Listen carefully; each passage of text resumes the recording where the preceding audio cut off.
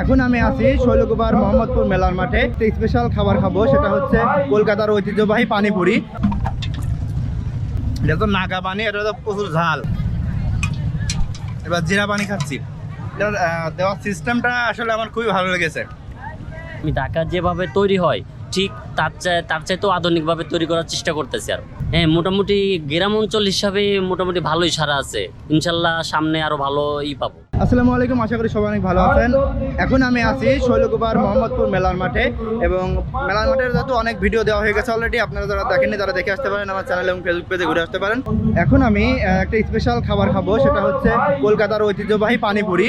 এবং আর পিছনে দেখতে পাচ্ছেন এই দোকানেই সেই ঐতিহ্যবাহী পানিপুরি, যেটি হচ্ছে মেলার মাঠে ঢুকতেই কিন্তু বাম হাতে আপনারা পেয়ে যাবেন।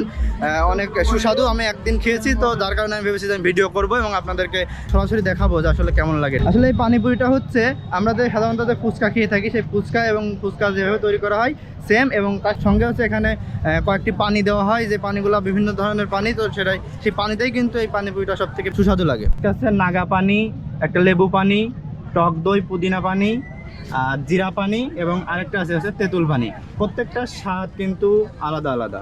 তো আমরা এখন খেয়ে দেখাবো আসলে স্বাদ কেমন। এখানে দেখতে পাচ্ছেন আমি ফুচকা পেয়ে গেছি, এবং এখানে হচ্ছে 5 ধরনের পানি আছে। আমি এখন এক এক করে খেয়ে দেখবো কেমন।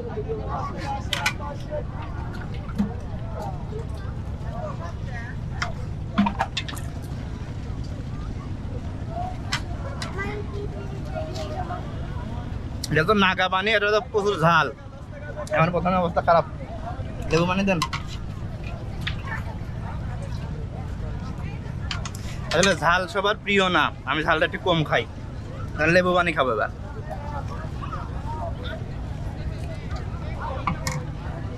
লেবুর পানিটা মোটামুটি ঠিক আছে। এবার হচ্ছে টক দই আর পুদিনা।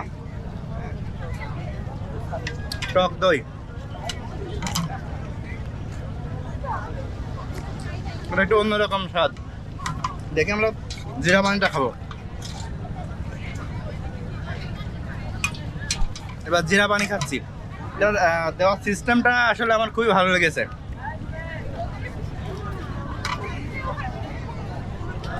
জিরা পানি আর লেবু পানিটা সবচেয়ে বেশি ভালো লেগেছে আমার।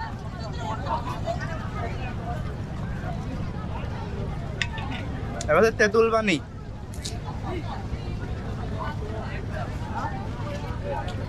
জিরা পানি, তেঁতুল পানি, এবং যেটা হচ্ছে লেবু পানি, এই তিনটা সব থেকে বেশি স্বাদ লেগেছে আমার কাছে। আর বাদ বাকি যেটা আছে জিরা এবং নাগা পানিটা তো আসলে ঝাল, যারা ঝাল পছন্দ করেন তাদের জন্য কিন্তু এই নাগা পানিটা সব থেকে বেটার।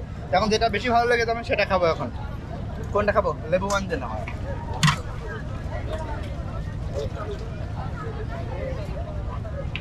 লেবুর শরবতটা এমনিতে আমি একটু বেশি খাই, যেহেতু আমার কয়েকটা ভিডিওতে দেখেছেন ইতিমধ্যে, তো এই জন্য আমি লেবু পানিটাই নিয়ে কিন্তু এখন খাচ্ছি।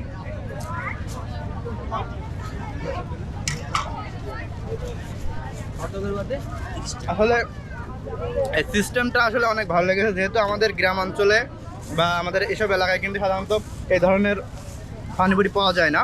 তো এটা যেহেতু নতুন এসেছে এখানে, আসলে অনেক ভালো সুস্বাদু খেতে। সাধারণত হচ্ছে ফুচকা চটপটি বেশি আমাদের এদিকে খাই, তো সেক্ষেত্রে এখন কিন্তু পানিপুরিটা নতুন যেহেতু এখানে এসেছে, আমার কাছে ভালো লেগেছে। যারা খেতে চান তারা কিন্তু এখানে আসতে পারবেন। আপাতত হচ্ছে মোহাম্মদপুর মেলার মাঠে আসলে কিন্তু পেয়ে যাবেন। মেলার মাঠের গেট দিয়ে ঢুকে কিন্তু প্রথমেই বাম হাতে আপনারা এটা পেয়ে যাবেন, কলকাতার ঐতিহ্যবাহী পানিপুরি। যারা খেতে চান তারা অবশ্যই কিন্তু এখানে চলে আসতে পারেন।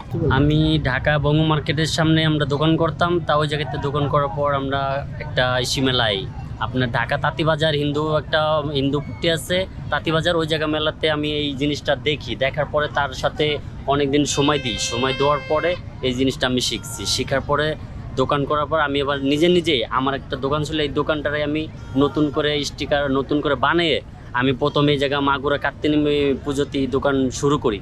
তারপর বাণিজ্য মেলাতে শুরু করার পর আস্তে আস্তে আমার এই জিনিসটা আমি ঢাকা যেভাবে তৈরি হয় ঠিক তার চাইতেও আধুনিকভাবে তৈরি করার চেষ্টা করতেছি। আর হ্যাঁ, মোটামুটি গ্রাম অঞ্চল হিসাবে মোটামুটি ভালোই সারা আছে, ইনশাল্লাহ সামনে আরো ভালো পাবো। আসলে উনি বললেন এটা হচ্ছে ওনারা ঢাকাতে তৈরি করতেন এবং সেখানে যেহেতু এখন আপাতত সেখানে না করে ওনারা এখন হচ্ছে গ্রাম অঞ্চলের দিকে ঝুঁকছেন, গ্রামে যেহেতু এটা নতুন এই খাবারটা, তো সেক্ষেত্রে তারা হচ্ছে এখন বিভিন্ন মেলাতে কিন্তু তারা দোকানগুলা বসিয়ে থাকেন এবং এগুলা তৈরি করেন। এটা হচ্ছে কলকাতার ঐতিহ্যবাহী পানিপুরি, যারা খেতে চান তারা অবশ্যই এই মেলায় এখনই চলে আসতে পারেন, দেরি করার কোনো প্রয়োজন নেই, যেহেতু মেলা লাস্ট অনেক দিন হয়ে গেল। আর যারা আমার ভিডিওগুলো দেখে থাকেন রেগুলার, তারা হচ্ছে আমার মেলার সম্পর্কে আরও আপডেট জানতে চাইলে অবশ্যই আমার পেজটি এবং ইউটিউব চ্যানেলটি ফলো করতে পারেন এবং ভিজিট করে আসতে পারেন, তাহলে অনেকগুলো ভিডিও কিন্তু মেলা সম্পর্কে দেওয়া হয়ে গেছে। তো আশা করি এই ভিডিওটি অনেক ভালো লেগেছে আপনাদের। যদি ভালো লেগে থাকে তাহলে অবশ্যই লাইক করবেন, কেমন হলো কমেন্ট করবেন, নিয়মিত ভিডিও পেতে আমাদের পেজটি ফলো এবং চ্যানেলটি সাবস্ক্রাইব করবেন। ধন্যবাদ সবাইকে, আল্লাহ হাফেজ।